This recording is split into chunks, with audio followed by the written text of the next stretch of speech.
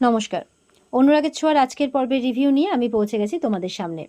শুরুতেই দীপাকে আর সূর্যকে বরণ করেছে, মানে বরণ করে ঢোকানো হচ্ছে। বরণ করছে সূর্যের বাবা, সাথে কাকিয়া আছে। বলছে সবসময় কি মেয়েরাই করবে নাকি, আমাকে শুধু শিখিয়ে শিখিয়ে দাও, আমি করব। তো সেই বুঝে কাকিয়া সূর্যের বাবাকে যেমন করে বলে দিচ্ছে, সূর্যের বাবা তেমন করে তাদের বরণ করছে। তারপরে কাকিয়াও করে, বলে যে আমাদেরকেই তো করতে হবে, বলুন, আমাদেরই তো দায়িত্ব, তাই না? তাছাড়া দীপা তো আমাদের সংসারের লক্ষ্মী। সত্যি দীপা যখন ছিল এর আগে, তখন আমাদের সংসারটা সত্যি খুব ভালো ছিল। তারপর থেকে যেন আস্তে আস্তে কেমন হয়ে গেল, এই সমস্ত কথাবার্তা বলছে। আর দীপা মনে মনে বলছে, মানে আগেও এর আগে কাকিয়া তাকে বরণ করে ঢুকিয়েছে তো, সেই বিয়ের প্রথম প্রথম, তখনও সেই কথাগুলো ভাবছে আর কি তখনকার, যে যেন আমি নতুন বউ, আমাকে নতুন বউয়ের মতো বরণ করা হচ্ছে, সবাই এতটা ভালোবাসছে আমাকে, যেন সব কিছু স্বপ্ন, একটা রূপকথার সব মানে গল্প, এরকম একটা মানে ভাবছে আর কি। এদিকে যখন ঢুকবে তখন উর্মি আসে।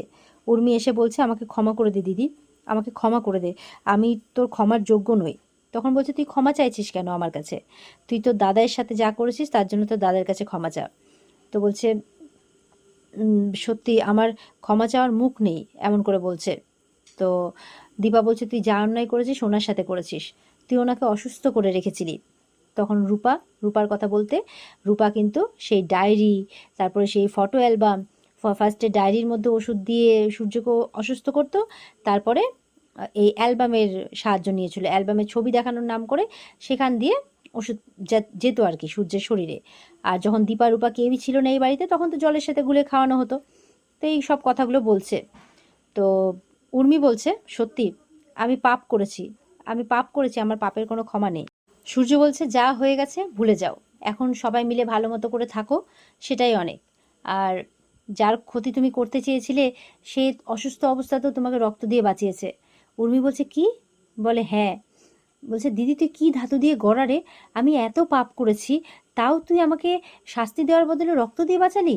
তখন বলছে যে কেন করেছিলি উর্মি এগুলো? বলছে যে আমি তোকে হারাতে চেয়েছিলাম, তাই বলছে।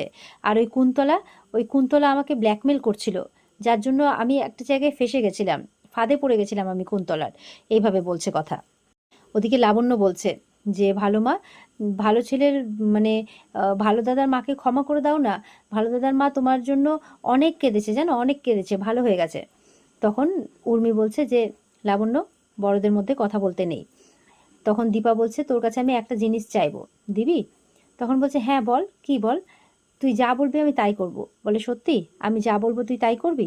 ঠিক আছে। এই বাচ্চা মেয়েটা কি কোনোদিনও কাউকে মা বলে ডাকবে না?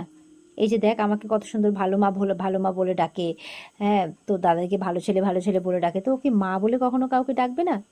তখন উর্মি লাবণ্যর দিকে তাকাচ্ছে। দীপা বলছে দেখ তো ও তোকে কতটা বুঝেছে। তখন লাবণ্যর কাছে যায় উর্মি, আর বলছে যে মা ডাকবি আমাকে? তখন মা বলে জড়িয়ে ধরে লাবণ্য। উর্মিও তখন লাবণ্যকে জড়িয়ে ধরে। আর ওদিকে দেখা যাচ্ছে রুডি, রুডি আবার কিন্তু ঠিক সেনগুপ্ত বাড়িতে পৌঁছে গেছে, সবার সামনে নয়, সবার আড়ালে সবাইকে ফলো করছে। মানে হেন তেন প্রকারে দীপার ক্ষতি করবেই, তাই প্ল্যান করেছে। আর দীপা এই সবটা দেখে ভাবছে আর কি, যে সত্যি কি এরকম রূপকথার মতো কিছু হয়, তাই বলছে। রুডি বলছে যে কিচ্ছু হবে না, কোনো রূপকথার মতো কিচ্ছু হবে না, তার আগেই সবটা আমি ধ্বংস করে দেব, তাই প্ল্যান করছে। এরপরে দীপা সবাইকে বলছে যে সব কিছু ভালো হচ্ছে, আরও ভালো হবে। তো আমি চাইছি এবার বাড়িতে একটা সত্যনারায়ণ পুজো হোক, তাই বলছে। তো এবার সবাই মিলে সেই পুজোর প্রস্তুতি নেওয়ার জন্য এদিক ওদিক চলে যায় আর কি। এবার দীপা লাবণ্যকে বলে তুমি যাও, আর লাবণ্যর কাছ থেকে তার শাশুড়ি মা লাবণ্য সেনগুপ্তর মানে ছবিটা নেয়। আর দীপা তার মনের কথাগুলো বলছে যে আজকে আমার পরে যদি এই যে সংসারে যে খুশিটা ফিরেছে, সবাই যে আজকে এত আনন্দিত, এই জিনিসটা দেখার যদি আমার পরে আর কি অপেক্ষা করে থাকে, তাহলে সেটা আপনি মা। আমি জানি আপনি খুব খুশি হচ্ছেন, কিন্তু তবুও কেন যেন এই আনন্দের মুহূর্তে একটা অস্বস্তি কাজ করছে আমার মনে, একটা ভয় কাজ করছে। কিন্তু যাই হোক, এত কিছু কাটিয়ে এসেছি লাইফে, এত কিছু দেখে এসেছি, হয়তো সেই ভয়গুলো রয়ে গেছে, তার জন্য হয়তো সেটা অত সহজে মন থেকে যাচ্ছে না। তবে আপনি দেখবেন যাতে সব কিছু ভালো হয়। সূর্য তখন বলছে কেন এই সব কিছু ভাবছো? বলে না, আসলে মনের ভয়গুলো একটু ভাগ করে নিচ্ছিলাম মায়ের সাথে, তাই বলছে। বলে তুমি বলো না যে সবসময় ভালো ভাবতে, তাহলে ভালোই হবে, তাহলে আজকের পর থেকে আমরা সব কিছু ভালোই ভাববো, বুঝেছো? তাই বলছে। এবার বলছে তো বলো তো, আমার চোখের মধ্যে তুমি কি দেখতে পাচ্ছ? বলছে শান্তি। বলছে আমাদের জীবনে আর কোনো গন্ডগোল আমরা আসতে দিব না, আমরা সুখী হব দীপা, দেখবে আর কোনো কিচ্ছু হবে না, আমরা এত ঝঞ্ঝাট পেরিয়ে এসেছি, আর কোনো কিচ্ছু হবে না, আমরা হতে দেব না। দীপা বলছে আপনি সুস্থ থাকলে তো এসব কিছু হতোই না, যাই হোক কোনো পরিস্থিতি তো আমাদের হাতে ছিল না, কি আর করা যাবে, তাই বলছে। দীপা বলছে সত্যি বলছেন, এবার আমরা সবাই ভালো থাকবো? বলে অবশ্যই, তুমি তোমার আশেপাশে দেখো, আমাদের মেয়েরা আমাদের সাথে আছে, লাবণ্য তার মাকে ফিরে পেয়েছে, মানে মাকে খুঁজে পেয়েছে, তো সবকিছু তো ভালোই হচ্ছে, তাই সবসময় পজিটিভ ভাবো। বলছে তুমি কেন বুঝতে পারছো না দীপা, এবার সবকিছু ভালোই হবে। দীপা বলছে তাই? বলে হ্যাঁ।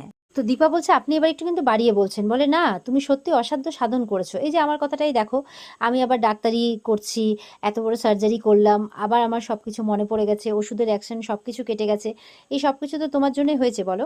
সূর্য তো নাম করেই যাচ্ছে যে এই সবকিছু তোমার জন্যই পসিবল হয়েছে। দীপা তখন মুখে হাত দিয়ে বলছে ব্যাস অনেক হয়েছে, আর বলতে হবে না। এদিকে রুডি তার মাকে এসে বলছে দীপা সেনগুপ্ত বাড়ি ফিরে এসছে, এখন তো তার আলাদাই আনন্দ ফুর্তি। বলে হ্যাঁ তা তো হবেই, আলাদাই ফুর্তি, গড়ের মাঠ পুরো।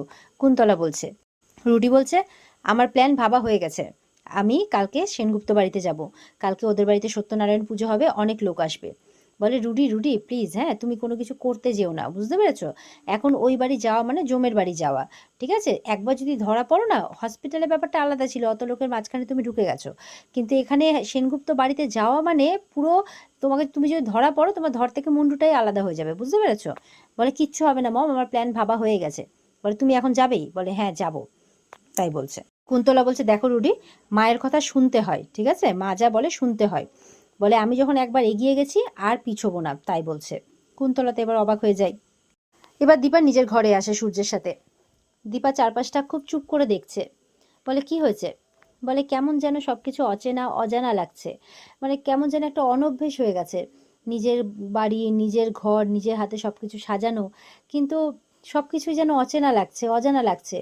আসলে হয়তো বহুদিন না থাকার জন্য একটা অনভ্যেসে পরিণত হয়ে গেছে, এইসবের অভ্যেসটাই চলে গেছে আমার, তাই বলছে। আসলে বহুদিন আলাদা তো এই সব কিছু থেকে, তাই এই সব কিছু যেন এখন অচেনা বলে মনে হচ্ছে। সূর্য বলছে বললাম তো, একটু সময় দাও, দেখবে সব কিছু ঠিক হয়ে যাবে, সব ভালো হচ্ছে, সব মানে ভালো হবে। দীপা বলছে আপনার এই কথাগুলোই তো চেনা লাগে, যতবার আপনার কাছে ফিরে এসেছি এই কথাগুলোর টানেই ফিরে এসেছি, তাই বলছে। সূর্য বলছে এখন আমি ভালো হয়ে গেছি, এখন তোমার কোনো চিন্তা নেই, তুমি এখন আমাকে ভরসা করতে পারো। আমি যদি অসুস্থ না থাকতাম তোমাকে তো এতটা কষ্ট পেতে হতো না, তবে যাই হোক সেই সব কিছু ভুলে গিয়ে এখন ভালো থাকারই চেষ্টা করো। এবার সূর্য বলছে সত্যি দীপা, আমার যে তখন কি হতো, এই যে অসুস্থ হয়েছিলাম, তোমার তো সব কিছু মনে ছিল, আমার কিচ্ছু মনে ছিল না, তুমি আমার কাছে আসতে, আমার কাছে যতবার আসার চেষ্টা করতে আমি ততবার দূরে ঠেলে দিতাম, তুমি আমাকে বলতে আমি তোমার দীপা, আমি তোমার দীপা, আমি আপনার দীপা, কিন্তু আমি বুঝতাম, বুঝেও ভুলে যেতাম, তখন আবার অ্যালবাম দেখতে হতো, কি যে অস্বস্তিতে কাটিয়েছি, মানে সূর্য বলতে বলতেও কেমন করছে। দীপা বলছে ঠিক আছে শান্ত হন, সবটাই আমার কপালের ভাগ্যের পরিহাস, কি করা যাবে বলুন, আমাদের হাতে তো ছিল না। শুধু আমার মনে হতো কাউকে যদি আমার মনের অবস্থাটা বোঝাতে পারতাম আমি, যে কি যে হতো মনের মধ্যে, সারাক্ষণ সবকিছু গুলিয়ে যেত মাথার মধ্যে, সবসময় মাথা ব্যথা করতো, ওই ওষুধের রিয়াকশন মনে হচ্ছিল যেন একটা অদৃশ্য ছুঁচ আমার মাথার মধ্যে কেউ বারবার করে মানে ফুটাচ্ছে এইভাবে বলছে। দীপা তখন সূর্যকে সামলাচ্ছে। সূর্য বলছে শুধু মনে হতো যে আমার, তোমার সাথে আমার একটা অংশ সবসময় থাকতো। দীপা বলছে আমরা এবার থেকে সবসময় একসাথেই থাকবো ডাক্তারবাবু, এই বলে সূর্যের ঘাড়ে মাথা রাখে। এদিকে তো পুজোর জোগাড়ে তোড়জোড় চলছে, চারিদিকটা সাজানো গোছানো হয়ে গেছে, কৃষ্ণ সব ব্যাপারগুলো দেখছে। এদিকে রূপা ঠাকুরের বাসনগুলো নিয়ে এসছে, কাকিয়া বলছে হ্যাঁ তুমি রাখো, আমি সব মিলিয়ে দেখে নেব। সূর্যের বাবা বলছে দই মিষ্টিটা আনা হয়েছে তো? বলে হ্যাঁ আমি জানি তো যে ওটারই অপেক্ষা করছেন আপনি শুরুর থেকে। বলে তুমি কি আমাকে প্রতীক ভেবে বলছো? কাকিয়াকে বলছে। বলে না দাদা, মজা করছিলাম। ওদিকে কৃষ্ণ বলছে আপনার সব সমস্যার সমাধান আমি করে দিয়েছি, আপনার দই মিষ্টি আগেই এসে গেছে। বলে ও দেখছো আমাকে কিছু করতেই দিচ্ছে না, আমার সব দায়িত্বটা একাই পালন করে নিচ্ছে। সূর্যের কাকিয়া বলছে করতে দিন, এবার ওদেরকেই সব দায়িত্ব দিয়ে দিন, তো ওদেরকেই করতে দিন এবার। রূপা বলছে সবাই মিলে কাজ করার মজাটাই আলাদা। বলে ও বাবা দেখো এটা কি কথা বলছে, রূপা না দীপা, মাঝে মধ্যে তো গুলিয়েই ফেলি। এই নিয়ে সূর্যের কাকিয়া, সূর্যের বাবা, সূর্যের মেয়ে সোনা খুব হাসাহাসি করছে।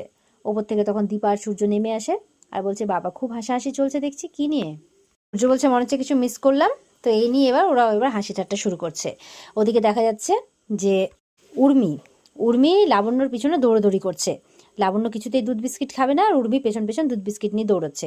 বলে এই নে খেয়ে নে দেখ, ভালো মা বললে তো ঠিক শুনে নিতিস, নে আয় তাড়াতাড়ি নে। তখন দীপ ধরে ফেলে, ধরে ফেলে বলছে এই নাও খাওয়াও। এই বলে খাওয়াচ্ছে। এবার ও খেয়ে নিচ্ছে। এবার দীপ বলছে আমিও কিন্তু আছি। দীপা বলছে হ্যাঁ, এবার তুই তো ধীরে ছেলেকেও দুধ বিস্কিট খাওয়া। এই বলে উর্মি ওকেও খাইয়ে দিচ্ছে, আর লাবণ্যও খাচ্ছে। তো এই চলছে ওদের মধ্যে। ওদিকে দীপা পুরোহিত মশাইকে ফোন করে দেয় যে সন্ধেবেলা যাতে সময় মতো উনি চলে আসেন। এদিকে দীপা তার চারপাশে এত সুখের মুহূর্ত দেখে খুব খুশি। আর এখানেই কিন্তু আজকের পর্ব শেষ হয়ে যায়। তো এই ছিল আজকের পর্বের রিভিউ। ভালো লেগে থাকলে পর্বকে লাইক কমেন্ট করে জানাতে ভুলবে না, আর আমাদের সাথে জুড়তে চ্যানেলকে সাবস্ক্রাইব করতে একদমই ভুলবে না। দেখা হচ্ছে তোমাদের সাথে আগামীকালকে। সবাই খুব ভালো থাকবে। আজকের মতো এই পর্যন্তই। টাটা।